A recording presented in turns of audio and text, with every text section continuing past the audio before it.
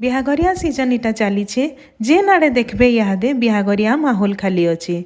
तो आमे भी इटा आसिक पहुँचीचु गोटे बिहागर एंता माहौल रे जेन डेकोरेशन बहुत ही बढ़िया होता। इतांकर सांगर बहन रो बिहा थिला इटा। तो आमे इटा मेहंदी दिन जाइकरी पहुँची कहीं कि आमको मैरेज दिन अलगा गोटे जगह जीवार थिला। हेथि लगे आमे इटा आसिक आग्रु अटेंड करिकरी पलालु। तो आमे जते बेले आसलु इनु मेहंदी चली दुल्हन रो मेहंदी देखुन केनता बढ़िया देखा होचे जे ई सब बिहागरिया माहौल मेहंदी हल्दी देखले निजर बिहार कथा सोर पड़ी जाएसी केनता हेतिला काना जे। तो इटा होचन इतांकर सांग मंजू आ इटा होचन रोजी इतांकर बहन रो बिहागर आसीतिलु आमे इटा अटेंड करी सबकर संगे भेट घाट टिके हेलु कथावार्ता लागलु आ तापरे खाना पीना करिकरी आमे फिर रिटर्न घर के पले आसलु। तो आज वीडियोटा केनता लागला जे कमेंट बॉक्स रे जनाबे लाइक शेयर टे भी करदेबे और आगे वीडियो भल भलटा देखवार लगी मोर चैनल के सब्सक्राइब टे करदेबे।